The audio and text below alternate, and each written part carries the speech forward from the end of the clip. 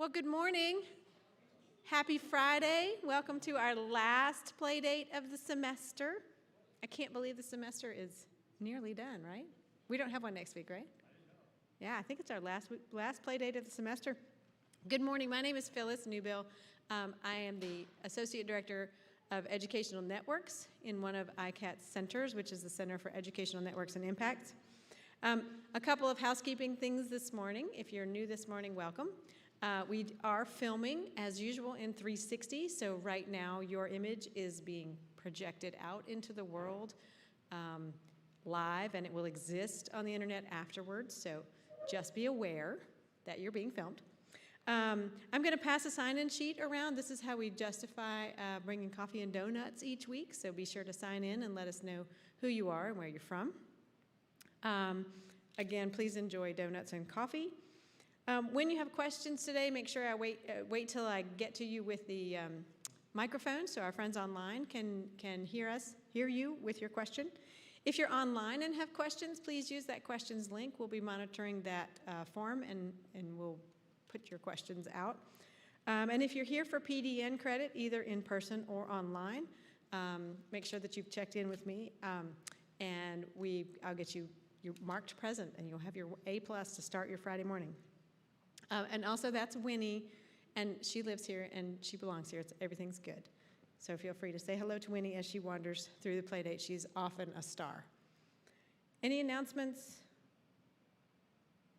Sorry, I'm putting people on the spot. Okay. Well, great. Oh, yes. Ben has an announcement. I'll come to you with the mic. ICAT call for proposals is up, right? I'm getting a nod, yes, and a thumbs up, yes. Okay. They're up, and they will be due in February, and in January we'll have a help you write ICAT proposal get together. Sweet. Wonderful. Well, this morning we're getting into interactive storytelling, and we're working in the School of Performing Arts, right? Among others. And so without further ado, I'm going to pass the baton over to Katie and hear what we've got going on today. Thank you. Good morning, everyone. It's lovely to see everyone in this. Is it the right? Maybe this distance. Just keep talking. Okay, so it's lovely to see everyone in this nice, cold December morning. I hope you enjoyed your semester. This is not the last day, but we are going there. Can you get closer? I'm sorry. Okay, I get closer. So thank you, Phyllis, for the nice introduction. So let me start. What to know about this project. This project, as you see, has an acronym PROS, Performances to Reduce Online Scams. So what we do is we are preparing with an awareness-raising material for older individuals who are targeted or victimized by online and telephone scams by strangers. As you can see, this is a multidisciplinary project. We are together with Pamela Teaster, who is the director of the Center for Gerontology. We are co-PIing this project, and we have the luck to work together with amazing colleagues from the performing arts, Susanna Rinehart, Mason Rosenthal, and also Charles Dye, hey Charles, who is responsible for the video production and the documentary production of the project. And of course, lots of students, graduate and undergraduate students are working on the project. So the main sponsor is ICAT, as you can see, but we have sponsorship from the Center for Gerontology, the Center for Peace Studies and Violence Prevention at VT also. Okay, so what's the problem here? In 2021, there were more than 92,000 older victims of fraud, resulting in almost $2 billion in losses, according to FBI. But it's growing exponentially. The number of older victims and the financial losses are increasing exponentially as we speak in every year. These are highly manipulative. These are highly manipulative scams where scammers, stranger individuals, not your relative, but stranger individuals call you on the telephone or send you an email, a phishing email, trying to convince you to give them gift cards, to pay them a significant amount of money, or just give out personal information. On the top of the financial losses, there are very heavy feelings associated on the victim's side, such as shame, regret, loss of self-esteem, alienation from family and friends, loneliness, isolation, feeling of abandonment and betrayal, and also suicidal thoughts. And we know that prevention and awareness raising is available, but there are a couple of problems with it. So the first problem is prevention and awareness raising are not specified to age groups, is not accessible for older age groups, and victims are inaccessible. So the PROS project. What we do here at Virginia Tech is a team of artists and researchers in criminology and gerontology and sociology are creating a performance to help prevent online scams based on interviews with older Virginians. That was the first part of the project. We conducted interviews with victims and their caretakers, family members, and the community. And the performance will tour local libraries and senior centers, and you can learn more about this on our website. You just have to type performances to reduce online scams and VT. So these are the shows as of now scheduled for next February. Apart from the two senior homes in the New River Valley, you can come and see and participate in the interactive storytelling show in Theater 101 and in the Blacksburg and Christiansburg public libraries. So why a theater play? Maybe you have heard about immersive theater or the theater of the oppressed, which is an idea coming from Augusto Boal, who is a Brazilian theater person who had this idea back in the 1950s that whatever is going on in people's lives and in society, which is hard to discuss, we should talk about these issues in an interactive storytelling and performance. So these heavy things, among others, could be the war, PTSD, LGBTQI issues, or any kind of oppression in society. So now we are working on a theater piece out of the stories we have collected from the victims and secondary victims. And the idea is that everyone will be invited to ask questions, provide answers on the issues, and share their stories in those theater pieces. In a non-hierarchical, inclusive way, we will provide an alternative to the prevention and awareness raising this way. And the last slide, we have other activities, ongoing activities. And we should say that everybody is invited, right, in this room. My colleagues, Susanna and Mason, are doing a great job with these interactive workshops, providing interactive learning activities to the VT students and also to the community. And the last workshop is this afternoon, today afternoon, in Theater 101, and everybody feel free to join us. And this is a point when, please, Susanna, take it away for the interactive activity. Thank you, Kat. Hello, everybody.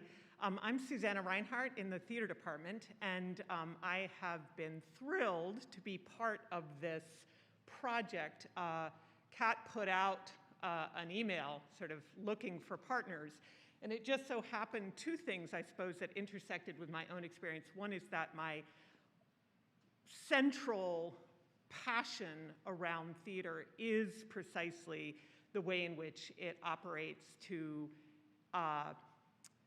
create conditions for individual and social transformation and for community building in all its forms, either traditional theater forms or these more interactive documentary theater forms that we're playing with on this project. The other thing is at the moment that she sent me sent the email out, not to me, to anybody who wanted to join, my father-in-law had just been scammed out of $8,000 in the name of my son, my grown son. So the most classic kind of, hi, I'm calling on behalf of your grandson. And then, of course, my poor father-in-law said, oh my gosh, Nick, right? And so now they've got the name of my grandson, et cetera. And so, and don't tell anybody, he doesn't want anybody to know. And so before we could stop it, $8,000 in cash had been delivered to Queens, New York. So it just happened that this was so immediate. All of the feelings related to and rage and shame and frustration and powerlessness was very, very hot in me at the point that I was reading this email. So we are now doing these workshops, but also finalizing this script, as Kat said, that came out of these interviews. And what's striking about, this is drawing on all kinds of traditions in the theater, right? This is about documentary theater making. It's about participatory and interactive theater making, and the use of theater to engage with a community around a particular issue of concern with that community. And the beauty of drawing and creating these stories out of these interviews and focus group conversations is that sort of basic premise that the truth is always more interesting than fiction in some ways. So one of the things that in the early stages of this, as Kat and Pam passed just the raw transcripts of these interviews to me to begin to then develop into a theatrical piece, is that you start to notice that it isn't just the facts of what it is that people are reporting, it's the way that they talk about it and the human beings behind the stories that emerge, not so much from the facts of what they're saying, but from the language that they're using to describe their experience. So some of the things that Kat mentioned about these, what happens, and this is true across the world of documentary theater, is that you don't know the story you're gonna tell until you do the interviews. You are not deciding as a playwright or as an author, this is the story, this is the truth of this experience. You're actually using the interviews to allow that truth to sort of bubble up. And it made me think a lot. I've done a lot of work in this over the years with Vagina Monologues is one of the most well-known global pieces of documentary theater to try to end violence against women and gender-based violence. The Laramie Project, done by the Tectonic Theater Project, is the same idea of going into a community that has been visited by violence interviewing hundreds of people, and then you take all of that raw material, and what starts to happen is that you realize that there are words and phrases and images that arise from all of these different people in that experience. And so just a couple of weeks ago, I was talking about the Laramie Project with my big Intro to Theater class, and one of the phrases that came out as they went out to Laramie following the torture and beating and death of a gay student at the University of Wyoming is that people at Laramie kept saying, Laramie is live and let live. Laramie is live and let live. And so this theater company comes back to their hotel rooms after doing these interviews and goes, this is wild, right? The opposite of live and let live just happened in this community. But we're going to cling to the belief that that is not who we are, right? So similarly with this documentation, as we've been listening to it, one of the things I asked Kat to go back and do is to balance these stories with also what are some of the sociological and psychological concepts that emerge through these stories. And so as we create the theater piece, we're going to kind of interweave choral elements of just these repeated lines that you hear people say across these experiences with some of the kind of sociological realities, the more academic, research-based realities that they represent, and then also play out some of these scenarios and stop and start them with our audiences such that they can then perhaps provide solutions or step in or describe their own experience in relation to the scenarios that we're presenting for them. And of course, the dominant first audiences we will have will include a number of the people who have in fact been interviewed for the piece. So I was just out at Warm Hearth Village yesterday just looking at the space that we're going to be performing in February, and I just was struck standing in that space like I am in the building where these people whose stories we are going to tell in February have occurred, right? So among the many things we do is to play with different kinds of theatrical games and exercises and techniques, and that's part of what these workshops have been, is we recognized, I brought Mason in, who is a post-MFA fellow in our theater program, who has done a lot of work in devised theater, and we realized it was an opportunity in process to allow our students and community members who wanted to attend these workshops to just play with some of these devising techniques. And so we've been doing a lot of exercises, but then also starting to use pieces of the script to think about, okay, beyond more traditional storytelling kinds of theatrical scenes, how else might we theatricalize the events of these stories? And so what I thought might be interesting if you all are game this morning is for me to just play with one incredibly simple for like 5 minutes, because we have very little time. I probably already used up my time. Who knows? How am I doing? You're at 9:18, and I was supposed to stop at 9:15. I'll go 5 minutes. All right. I wanted to play with this game that we call Constellations. And so it's going to ask all of you to stand up, if you would. And what I'm going to do, the only thing is stepping away from the mic. That's a problem, yes? Do we have the, I think I'll need to just momentarily, I don't know, you know what? I can do it from here, actually. I think I can do it from here. So think of this mic as sort of the center, right? And can I do that? Beautiful. All right, great.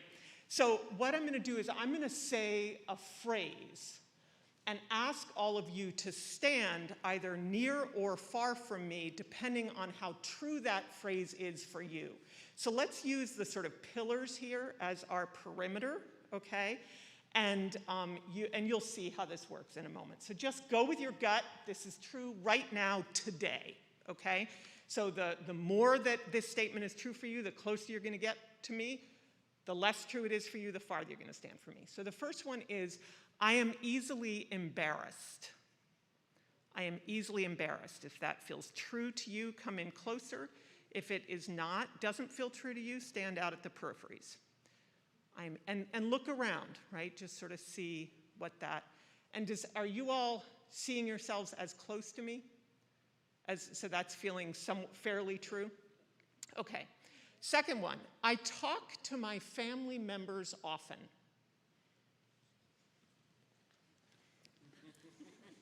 Well, isn't that nice? Yeah. And of course, ironically, I don't know if I would be in the center of this, but okay, so we are very close, right? I worry about the people I love growing older. Can I like hug you? Yeah.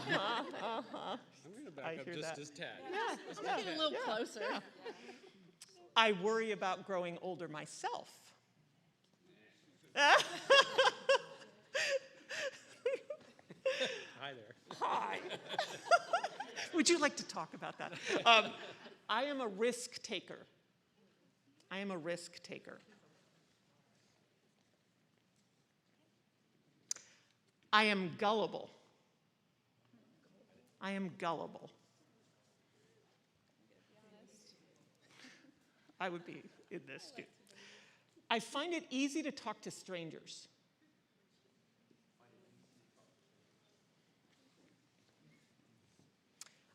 This is a good one. This is revealing. I am a good liar.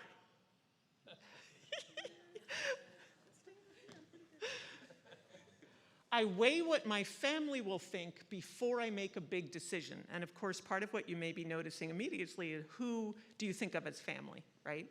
You can define that any way you want. I weigh what my family will think before I make a big decision. I am frugal. And then this one, more kind of topically connected. You can see how these things would tie into some of the things we're talking about in the show. I am computer literate.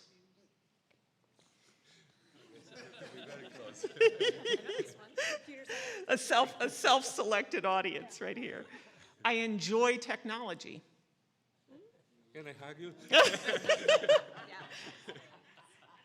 Here's a shift of topic and just a couple more of these. I have a lot of friends who are older than I am.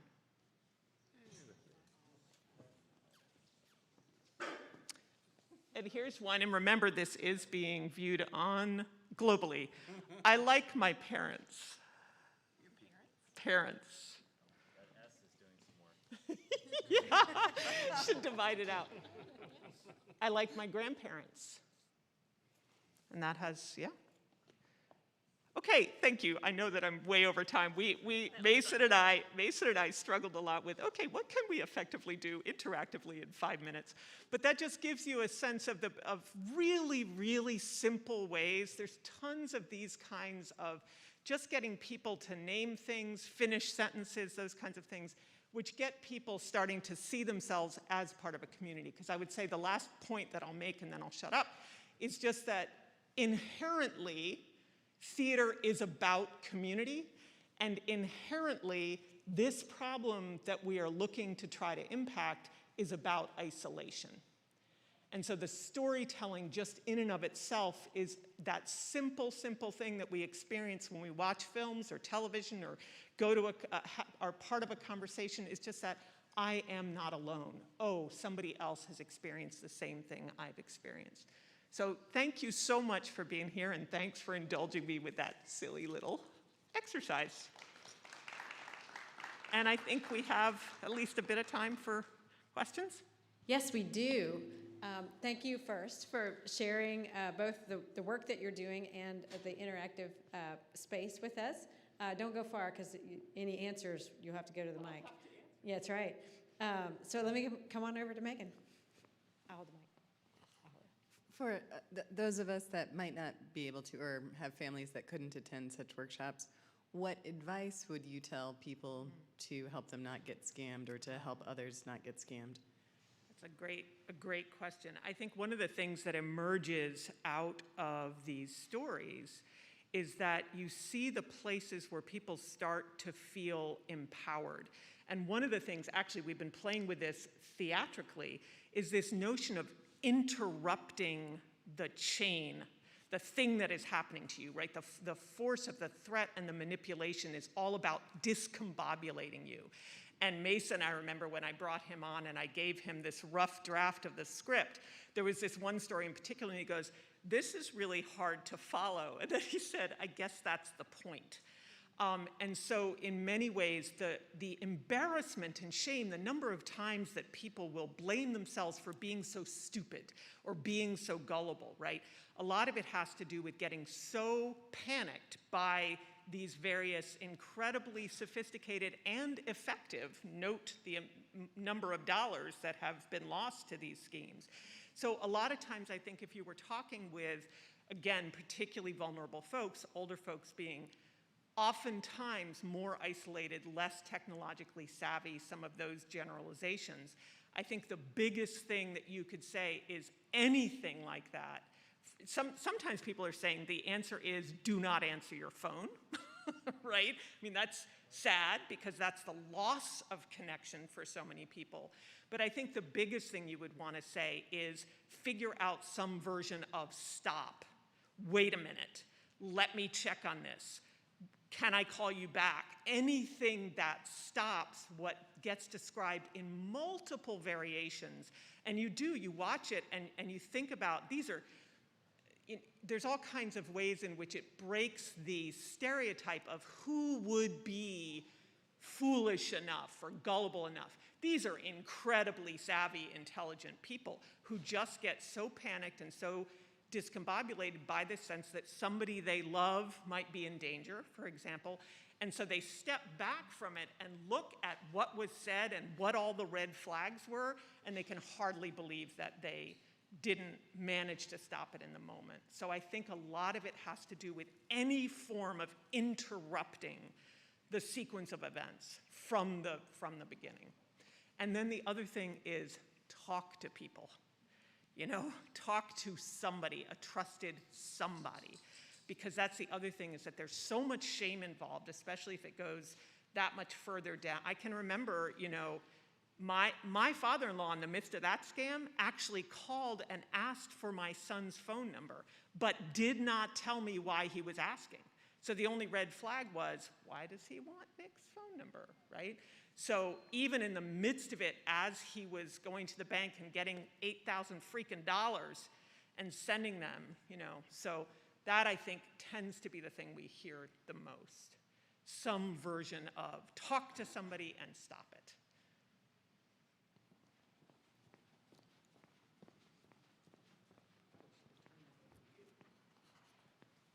Thanks a lot. That was really, really great. And a comment is I really hope that once the play is done that we can get it performed throughout the country, because I think that would be just a really neat output.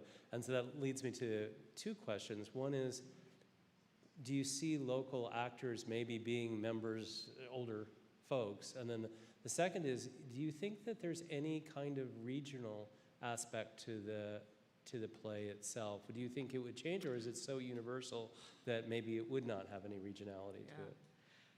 That's a really great question. First of all, the ensemble that we're putting together, and this was an early thought, we do so much work with students, but in this case, it felt really important to me that the ensemble of actors include older folks. So we're trying to actually get it to cross over essentially sort of 3 age groups in this small ensemble. And then a really good question, because Kat's team absolutely did think regionally in terms of who they interviewed and who they brought together.